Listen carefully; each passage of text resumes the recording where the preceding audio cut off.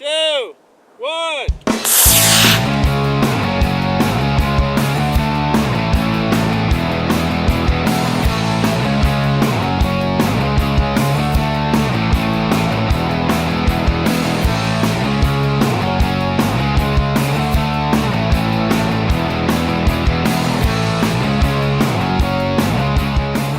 I like pretty much everything in the STEM classes. In science, we have a lot of hands-on labs, so that's really cool to actually work with the material. I really like the fact that you get to work with huge teams of people and that you're all working towards a common goal. I have a giant passion for science, and I just like keep learning about it. Across the East Valley, students in all grade levels are getting exposed to the discipline of learning through STEM. Okay, what does STEM stand for? STEM stands for science, Technology, engineering, and math. The overall idea behind STEM is really to tie the subjects together. In this classroom with engineering, they're able to actually see how the science and math come together. It seems like each year I see the enrollment going up. Every STEM class I've taken, I'm able to find new interests that I have. My road has changed based off what I've taken lately. I like the hands-on stuff. It's very work-driven. You have to drive yourself. East Valley schools are bringing STEM programs to kids as young as preschool. Today's activity was all about ramps and how we can teach new vocabulary and concepts with preschool children. I think they're going to be excited about it, and I think they're actually going to surprise us with their abilities to use their imagination. It's important to teach preschoolers these type of lessons because they're going to be our future engineers. You learn a lot of kind of leadership ways and like how to take advantage of certain situations that you get. We really believe in hands-on learning. We bring in as many different types of live animals as possible. Today was horses. Most of these kids grew up in this city or are growing up in this city. They're not going to have very many opportunities to learn about how to handle horses. Students who are in the class are excited because they're getting high school credit. They're actually learning real tools and real skills. From elementary school to high school, East Valley students are learning STEM principles that will enhance their ability to problem solve. Whether it be in medicine or engineering, these students are thriving in STEM programming.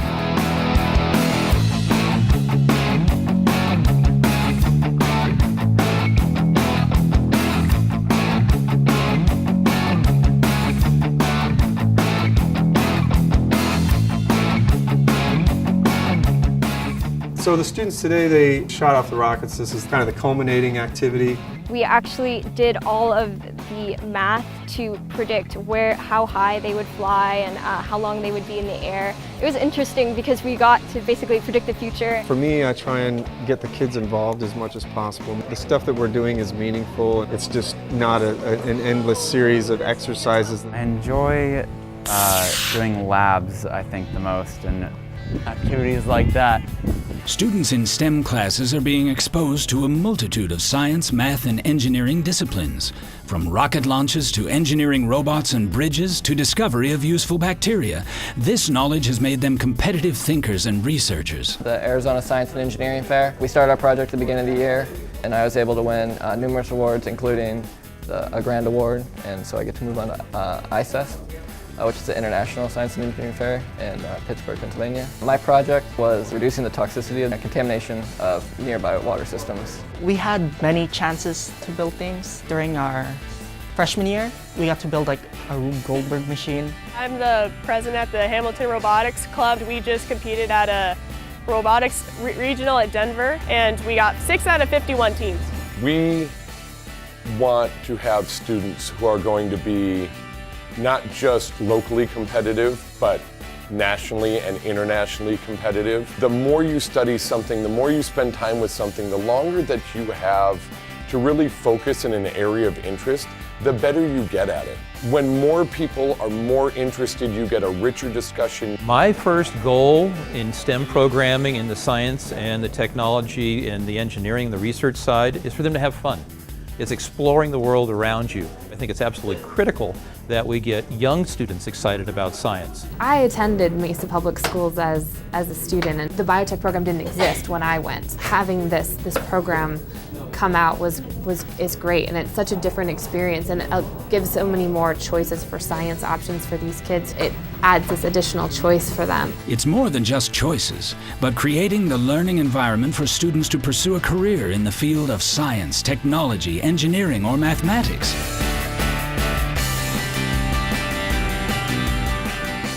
I want to be an oncologist. I want to be a neurosurgeon. Boeing supports education, and in particular STEM educations. That helps to contribute to a future workforce. It lets them know that what they're doing, what their goals are important.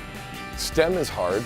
If STEM careers were easy, we would already have more people doing it than we would need.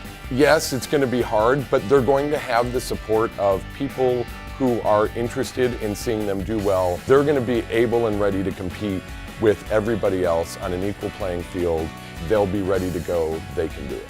We've got Intel involved on the advisory board. They'll give us a little bit of program direction, tours with the Intel plant, suggestions in order to improve our program. Hoping to create the STEM jobs of the future, you need to know what business wants, partnership working hand in hand, so you both know where the goal is to be qualified for the type of positions of the future. Many industry opportunities, those industries are looking to recruit, grabbing onto a lot of them early, even while they're in high school, and trying to recruit them to work for their companies. Help support financially or through, whether it be classroom support, sending kids to come out to the different places to get hands-on experience. A school has to commit some amount of funding, but the businesses really can help with that. If the number of kids that sign up wouldn't normally be supported for a class, so 15 kids in a class, some schools will not run a class of 15. But if a business can step in and say, hey, we'll pay part of this teacher's contract if you will run the class. If you run a successful class, it will grow. Businesses are looking to our students for their future workforce. They will be the next researchers, developers, engineers, scientists, and coders. Our economy will be based on these STEM graduates.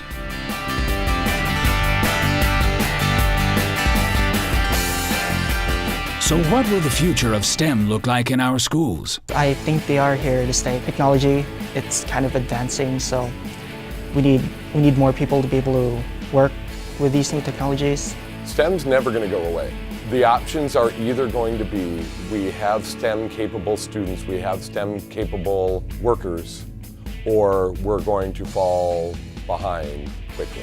You're going to keep seeing this as a push in education. Business leaders and the government is really pushing it, as they should. You're going to see more programs starting, and hopefully the programs that work start to get replicated. In the future, in the teaching curriculum, I want to see more emphasis on fun and more emphasis on discovery, the excitement of discovery, the excitement of knowing what are you learning, why are you learning it. They will want to learn more beyond the classroom, become lifelong learners. More and more kids are getting interested in science and technology. It's exciting that more kids are getting interested in this, and it's interesting to see the ideas. We'll always have problems in the world, and we'll always need to train up new people to start solving them, so they're definitely here to stay. As long as our world is progressing and we're making progress as a society, I think STEM is here to stay. The future looks bright.